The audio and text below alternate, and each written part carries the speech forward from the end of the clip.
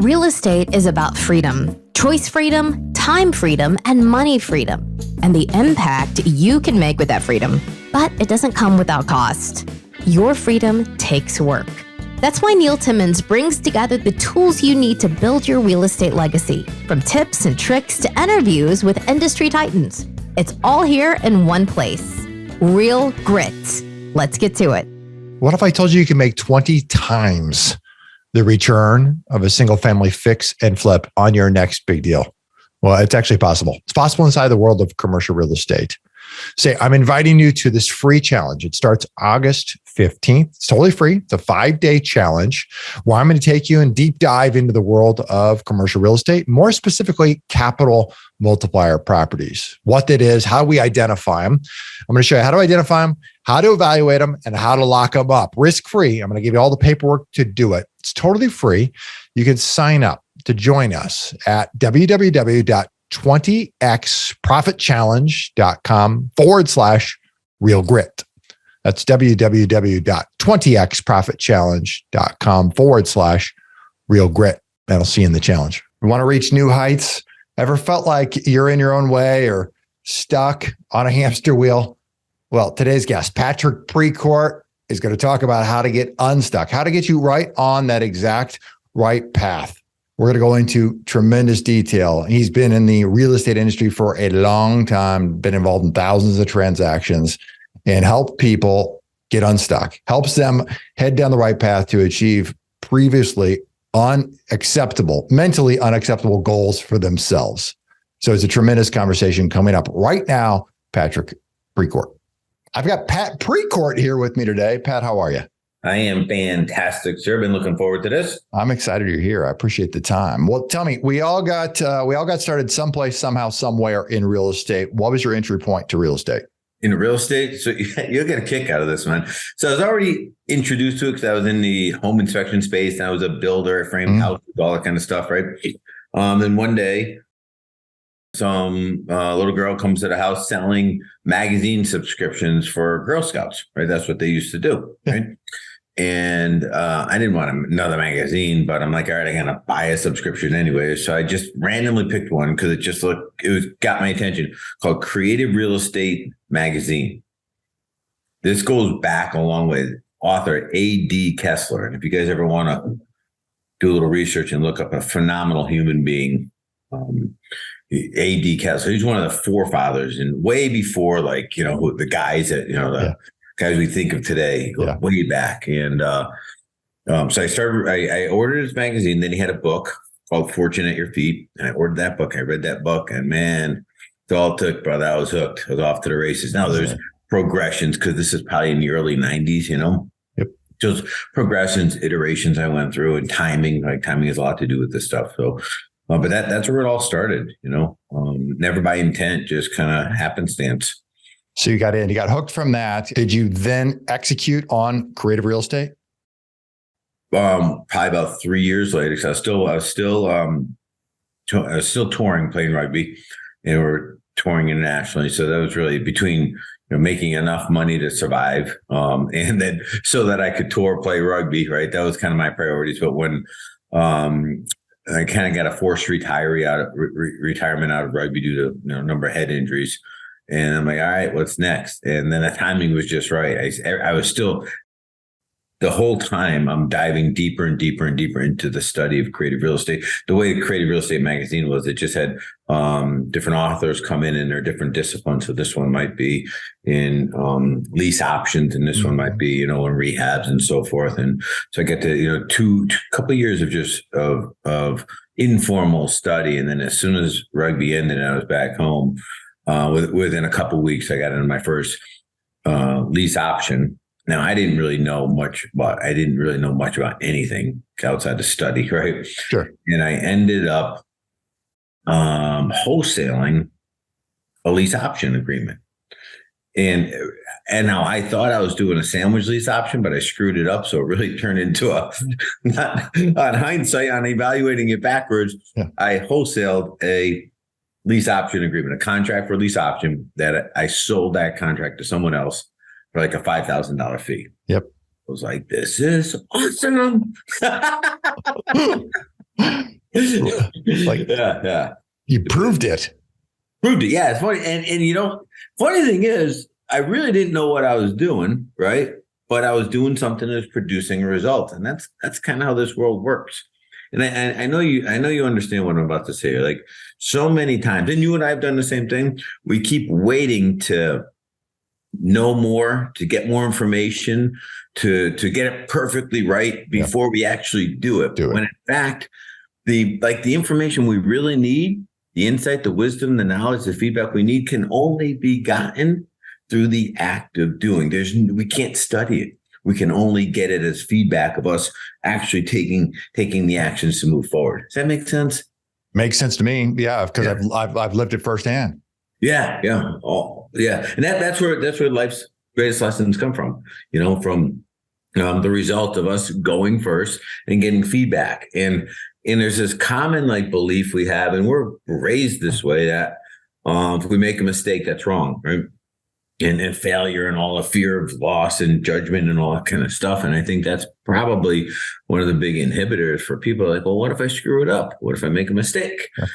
And I know you've learned this, and I've learned this, and it's irrefutable that the greatest lessons come out of our mistakes. And the faster we make the mistakes, the faster the learning curve. So ultimately, the mistakes are the causation of our success. Correct. We're not taught that along the journey. We're taught that if you make a mistake, it's bad. So when you get bad grades at school, you gotta in red lettering an F circled, right? It was brutal. No one wanted that. That was like a failure. You did it wrong, right? So we were brought up to believe that failing was bad and to be afraid of it and to avoid it. And that effectively becomes the limiter or the inhibitor of success, the fear of failing. And it's a really weird paradox. That makes sense how I'm trying to explain that? Makes sense to me. You have the ability to, we take risk every day. Somebody's in the real estate business, you're taking a risk every day. Mm-hmm. Every day. Right. Mm-hmm. And so sometimes you get a reward and sometimes you get a loss. And the goal, of course, is limit the losses to near zero, ideally zero, and maximize the upside. But your ability to take the feedback that you get from the wins and the losses and internalize that, understand, why did we win and why did we lose? And what's happened, my experience over the last, looking back, the last handful of years, there's a whole lot of wins from a whole lot of people that have nothing to do with them, other than they just showed up and happened to be in this industry. You could have taken anybody could have taken any action, ended up in a win, right? Yeah, but it's understanding why that is and separating, why did we get a win from us? Because I've seen a whole lot of people get arrogant real quick because they think it's them. Mm-hmm. Yeah, and that's that's a really good point right there. Now, especially people who are, say, in real estate space and new to the real estate space in the last dozen years, right? We've been in an expanding economy, except for these last year, 18 months, whatever. Mm-hmm. We've been in this expanding economy. And to your point, even if you made a mistake, the economy covered for it, and it made it look like you didn't make a mistake. You did right, but it wasn't your doing. You actually made a mistake, but the economy made up for it on the other end. Correct. Right? So now you learn practices and procedures and process that weren't really working in the first place. And they're trying to force them to work now. Then they're realizing something's broken, like what got me here ain't working anymore. And they're like, what do I do now? So it's very interesting watching now people who've been like yourself, and I've been in it, before these, this expanding, booming economy, who maybe have been in it, when the last great recession came through, right? Yep. Have a completely different viewpoint and different set of principles and practices and beliefs around what makes real estate work, a little more cleaner on how the deals are done. But there's a lot of people struggling right now just because they only know one way. And that one way only worked in a certain economy. One thing we put into place, you and I have known each other for years, and when we regularly talk, and one of the things that we put in place internally was a feedback loop, to have a tighter loop. Okay, what does a win and a loss look like? What do we learn from that? So every month We go through every transaction that took place inside of our organization. The entire team is on this, takes, an hour to 2 hours. We go through every piece by piece. Where did the lead come from? What do we pay for the deal? Right? Houses and commercial. So it doesn't matter what it is. What do we do on due diligence? What went well? What went wrong? Every person on the team who interacted with it, comments, we take diligent notes across the board. What did we learn? And sometimes you'll see themes. We've seen themes through our marketing to see, oh, that's interesting. There are things that take place, certain marketing methodologies, certain salespeople in our organization that line up with better sellers or in better asset classes. So we can identify that. We wouldn't have that without having, a formal feedback loop to go, how do we end up here? And then I lean into it as a leader of the organization to go, listen, we take risks and we make mistakes. If we don't learn from those mistakes, it's shame on us. We must identify that and turn that mistake into a positive. What did we learn and how are we going to either do less of it, do none of it, turn that negative, if you will, into a positive on the next transaction, on the next thing. And so you talked about feedback loops, having the ability to come back and separate, at the same time, separate our actions from what the market did. So oftentimes you'll hear me on the house side going, hey, I know we did a skinny deal. We only got rewarded based on the market rewarding us. It is from our action standpoint. If we know we go into that thing and it's skinny on a house flip, for example, you're taking a significant risk there for maybe not much gain, maybe a loss. Yeah, no doubt. So there's inside of this conversation, there's another one, and it's around what I call the separation between principles and practices, right? And I see a lot of marketers and gurus get a little off base here. And an example would be they come up with a creative piece of marketing and they mail it out to their local list, their local demographic, and it works. It's a slam dunk. It's a certain postcard or something. Therefore, they draw the inaccurate conclusion, this works everywhere. That's a practice. That's not a principle. Principles are irrefutable. They're not relative to time or demographics or locations. It's like a framework that is universal. Practices do have time relativeness to them, do have demographic relativeness to them, location relativeness to them, right? And it doesn't mean they're good or bad, but they're not universal. It's something that works in Des Moines, Iowa. The way you communicate with your prospects is probably likely way different than how we communicate with our people here in Connecticut. We're wound up a little tighter, we're very skeptical. We don't generally like people, and so it's got to happen differently, Yes. So in marketing space, the copy you use there would not work here. However, there are still fundamental principles around human behavior that work in Des Moines, Iowa, or here in Connecticut. They work universally around the world, And I think it's important that we know the difference between the two. Yeah, you're absolutely right about that. Do this. So those in the audience who don't know you like I know you, you've been in this real estate business for a long time, but past real estate at this point for you, at some point, things morphed into a different role for you in terms of how you contribute to this environment, sure. this vertical. So tell us a little about that and maybe what you do today and what the pivot was. Yeah. Okay. Yeah. And just not to bore you with the details, but I tell you just a couple steps that got me here. Been in real estate since the late 90s, like we were talking about. Did my first, wholesale lease option, right? Yeah. And in the early 2000s and all through the 2000s, very heavily into the short sale space and even on the education side. Then we got into education, real estate education on a large national platform, and that grew pretty big. And out of that, got more into the human behavioral side of what we do in the sense of, well, if you give everybody the same education, and it is good education, why does only a small percentage of those people get great results with it, right? And because we always think if we're not getting a result, it must mean must need more information or different information. And I quickly honed in on the idea that it's not about the information. It's not about the knowledge. It's about the application of the knowledge, right? The behavior around it. So I started a deep dive into human behavior and understand, the neurology and the biology and the intersection of the two, what makes us do what we do. How do we cross the bridge when on one side, where we're currently at, there's something over here that we deeply desire it. We know how to get it. We know what to do. We know what's good for us, but we still can't cross that damn bridge, right? What's that? And that's kind of where my expertise lies, right? Focusing on that space in there. And then as it relates to today, we work with entrepreneurs who are constantly pushing the limits and always wanting more. So we always run up against the ceiling. We always get to a point where shit, I'm stuck again, right?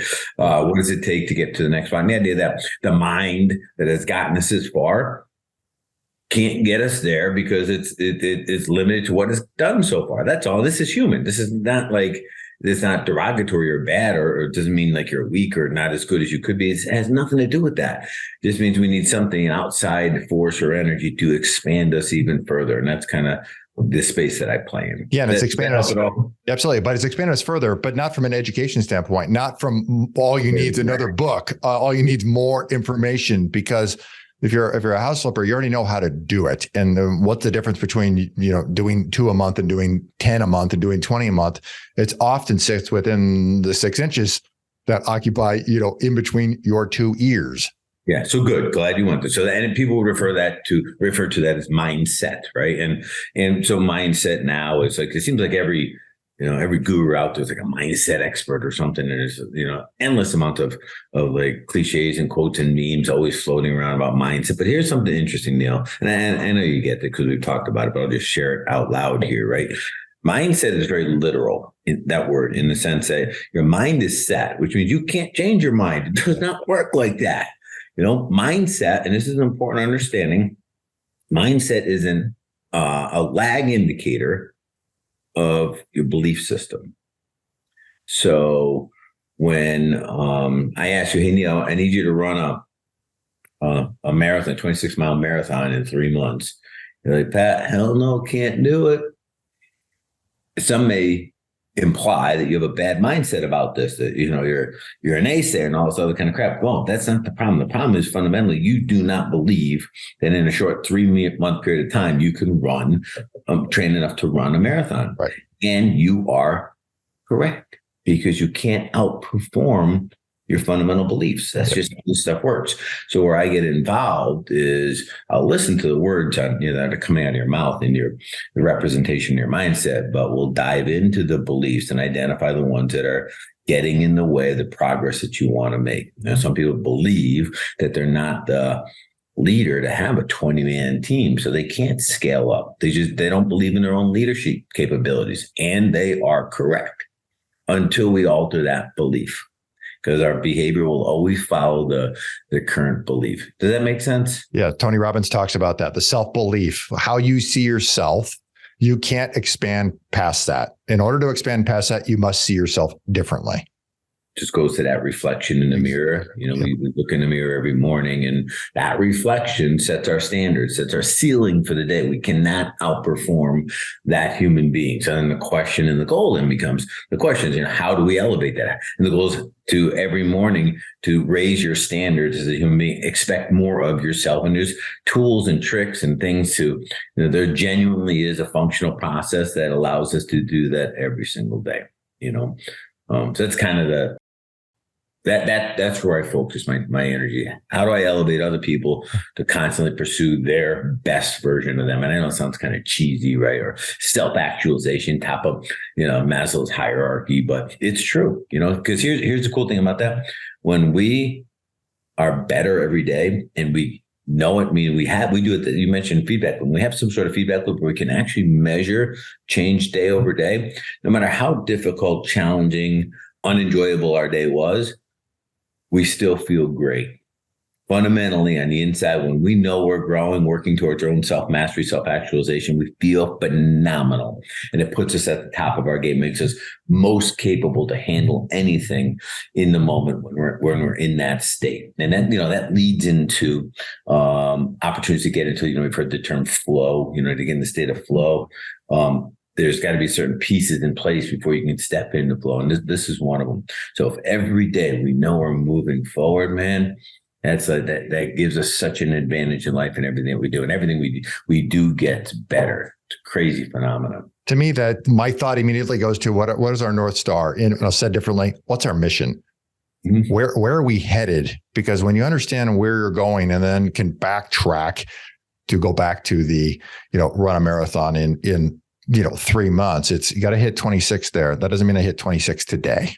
Right. That's the mission, right? It means there are goals, sets, and processes. I've got to grow every day to be able to get to that point in time. Yeah, it's funny you brought that up. Like, what is your mission? Where are you going? What do you want? That's a question I ask. It's always my starting point with people. Like, well, what do you want? Right. And rarely can people answer it clearly and concisely. And here's the challenge. See, here's the relationship between the clarity of direction or clarity in knowing what you want. When you are clear on what you want, it's easy, to your point, to curate or strategize a path to that end, right? And it doesn't mean, like you said, it's not going to happen overnight. It's going to happen right away, but you can see a clear path. Now, that doesn't guarantee the result, but you can see a clear path. So with clarity comes confidence. The two go hand in hand. Not confidence in the result, but confidence that you have a path to the result. See the difference there? Yes. And with clarity comes confidence. With confidence comes courage. And the courage is what we need to fight with. That's our juice. That's our fire. When things don't go as planned, when the challenges come up and we got to dig in and start throwing punches, that's where it comes from. So void of the confidence and the clarity, we got no courage. So when the going gets tough, we check out, we opt out, we step aside, we distract, we run, but we don't confront. And therefore we remain stuck. You see how quickly those all like lock and lock, shoulder to shoulder, tie in together there. No, there's no doubt about it. To me, those where you're headed down that path, it also, the confidence and the courage leads to confident action taking, your ability to move forward. Now that you have clarity on a path, your ability to move forward in the actions that you take versus, I don't know where I'm going, therefore I can't be real confident in any of the actions that I'm taking. Right, because you don't buy into it. You don't buy into it. You don't know. And that goes back to inaction and distraction and procrastination, the feeling of stuck and overwhelmed and stress and anxiety as we start worrying about something in the future that hasn't happened yet. And all that stuff just starts pouring in, Well, yeah. When you don't know where you're going, you are stuck. Mm-hmm. No matter the actions you take.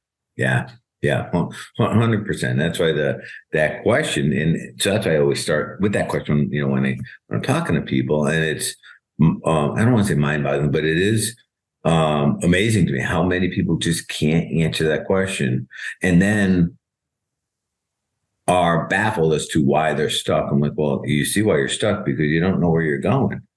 Hard to get somewhere. If I said, hey, you got to go on vacation, but you don't know where you're going, it's going to be hard to create a plan. Right? When you don't know what the end outcome is. And here's another part of this that I think if we could separate in our brain, would make life easier. If we have in the guru world, you call it BHAG, right? A big, hairy, audacious goal, right? Mm-hmm. But it's big. Oftentimes we set them so big that we just generally don't believe in them. I'll believe it. Look at that as the top of a ladder, right? And that it's so big, Neil, it's above the cloud line, like you can't even see it. Right. Yeah. Well, we can still reverse engineer a plan to get there. And those are the rungs on the ladder. And then discipline ourselves to focus on one thing, the next rung. And this is where it takes discipline. So now we have to give up on our need for immediate gratification, delay our gratification and reward, and be driven and focused on the next rung. And as you approach that rung, guess what? You just focused on the next one, because we always buy into the next one. We can see it. It's just out of our reach. We have faith that, yeah, we can do that. And that's how we achieve big things in this world, because the thing itself is too big. You can't comprehend that. But if we can reverse engineer a ladder with the rungs that lead to that, we can buy into each rung, which moves us every day that much closer to that outcome. That makes sense? I love that. I'll say it a little differently because I just read this. I wanted to quote it, but I can't because I don't know. I don't know what the book is. But a father and son are in a forest. They're stuck in a forest in a dense fog, and they're working their way out. And the son says to the father, "Dad, I can't see the end. I can't see the light. I can't see the end of the forest." And the father says, "Can you see your next step? You just need to take the next step. When you know you've got a path, you just need to take the next step, even if that big, hairy, audacious goal is above the cloud line to where you can't see it. You just need to take the next step." Yeah. And I tell people, it's important not to focus on that big goal. And it sounds like a little contrarian to what you hear all the time. But if you focus on something you don't believe in, it will be the causation of inaction. Mm-hmm. Right? So you do the upfront work and the left side of the brain, you do it very mechanically. You create a path to the outcome, a path that will work. And then you got to step back and you just got to focus, like you said, on the next step.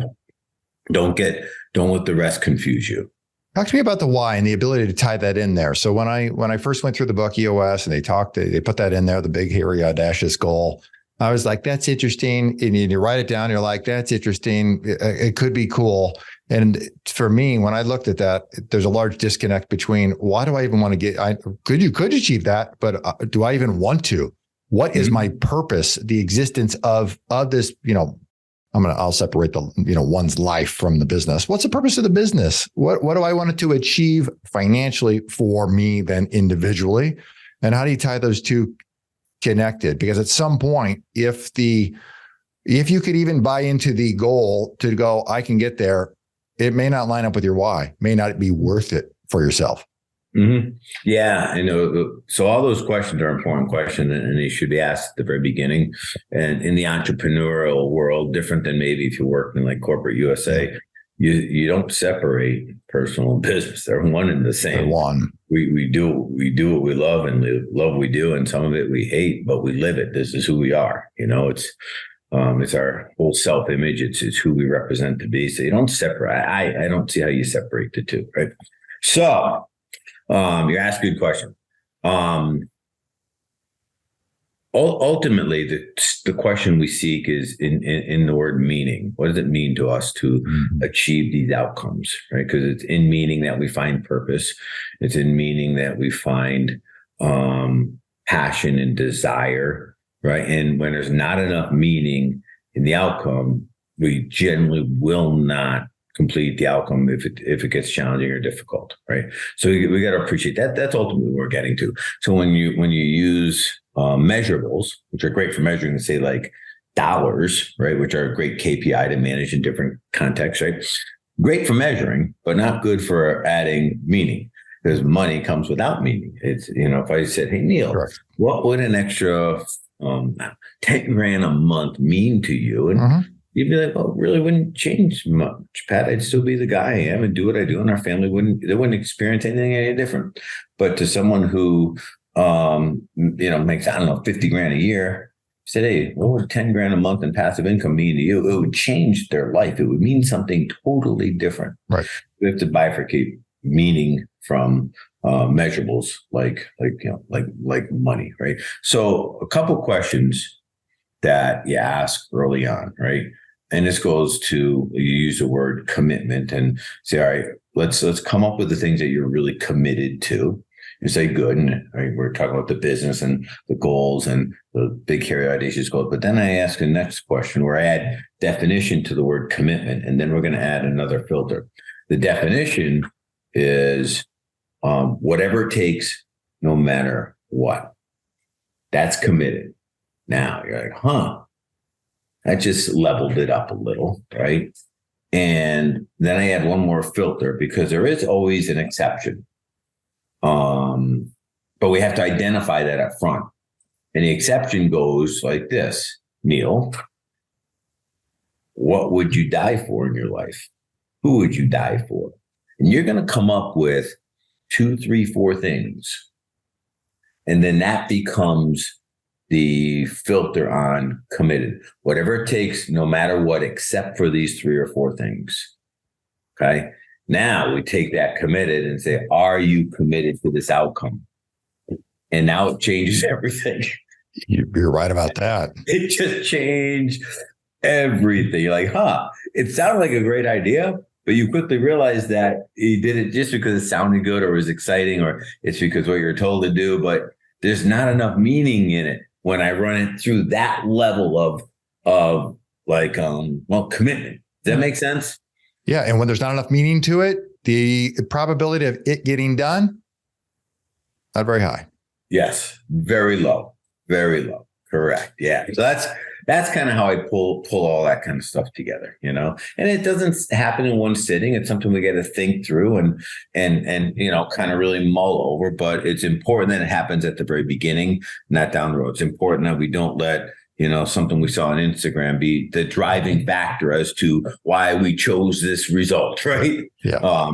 And what I mean by that is you get influencers that appear to be living a certain lifestyle. You're like, oh, cool. Then I'm going to do like they do. You don't know shit about their life. You know the life they're intending on you to see. Right. Never mind setting, the type of person you got to become to get there. And it gets very convoluted in that context. So we really got to, where you asked, we got to go inside. The answer to. The answers are all there. 100%. 100%. Tell me, I'm curious about you. You live and operate in a very unique space. How did your childhood influence what you do today? How did my childhood influence what I do today? Yeah. Well, it's funny. The answer is, of course it did, because who we were helped shape who we have become, right? I can't tell you that I grew up in a impoverished household or I was beaten as a kid or, 9 foster homes or anything like that. My child was pretty good. Yeah. I'm not going to lie. I got no real complaints, Yeah. There's a lot. My parents, came out of the W-2 world into the entrepreneurial world, which I'm certain inclined me to do the same, except I skipped the W-2 world and went right for the entrepreneurial world, but I'm certain that's what seeded where I'm at today. My dad, up to the day he died, was a student of knowledge and learning and reading, even into his late 70s, as he was battling, cancer on his last few days. There is reading, always studying, learning stuff, not fiction. You know what I'm saying? Real stuff that he didn't know about. And I'm like, and I'm sure that all contributed to where I am today. And then as I just went further along, as I got more involved in competitive sports and got into leadership roles in there, that played a huge role, and especially in the work that we do as leaders and teaching and training in leaders. So team sports as a kid and as an adult also were a big contributing factor. That's one thing I measure when I work with organizations and teams. What this you can call it a KPI, I suppose, but what I call teamness, right, of individual players.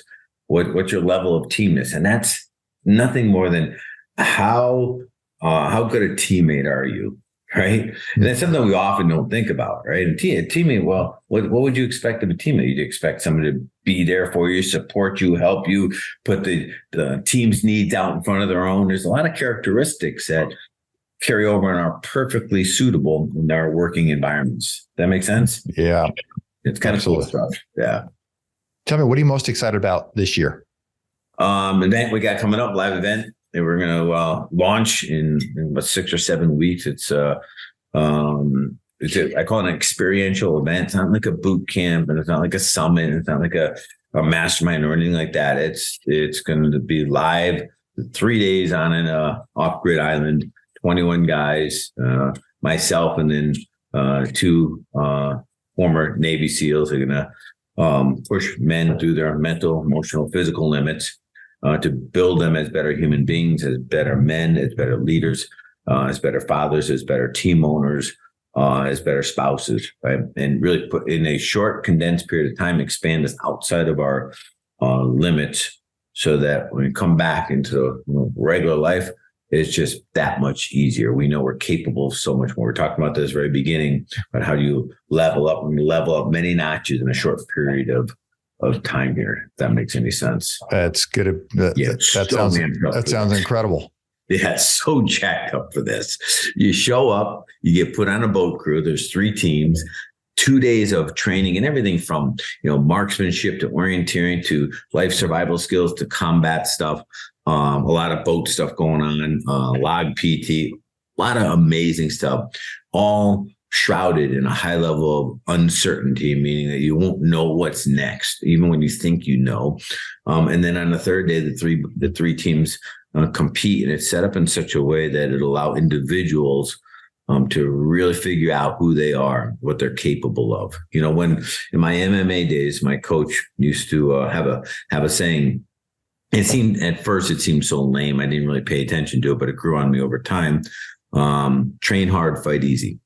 And the idea was, man, when we're in training, we train, if we fight 3 rounds for 3 minutes, we train 6 rounds for 6 minutes, right? You train at a much higher level than you compete at. And that's kind of the idea in the event here. We're going to put you through an experience that's much higher than real life. That's it's got a faster tempo. It's got a lot more pressure. We're putting you under high levels of duress to enforce you into problem-solving scenarios while under emotional, physical duress, right? We're just not normally exposed to that. When we get a little piece of that in real life, we usually crumble, right? We usually falter. So the same kind of psychological training and warfare that the Navy SEALs use, we're bringing some of that stuff into the island. It's kind of cool. Is it sold out yet? It is not sold out yet. Where can people find it? So the best way to do it, because everyone on the island's got to get onboarded by me personally, Neil, is to either DM me on social media or just go to our website, patrickprecourt.com. But I'm easy to find on Instagram and on Facebook, right? And the conversation, I'll just sit, just like we're talking right now, just have a little conversation. Just make sure you understand what the event is like. And make sure it's right for what you're looking to get out of it. And I've already talked to a couple guys that want something a little different, which is awesome, but just this isn't for you, no big deal, no right or wrong, No, that's great. Well, the link's below in the show notes for everybody who want to connect there. Let's do this. I want to move on to the final segment, what I call for impact. Give me your favorite quote. It's got to be Henry Ford. Whether you think you can or you think you can't, either way, you're right.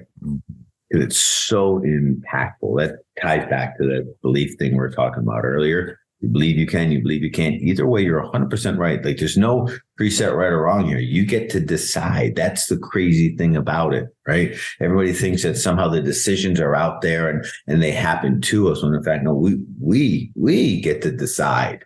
We're steering the ship. And when we want something, but our beliefs and our thoughts are in contrary to them, it ain't happening.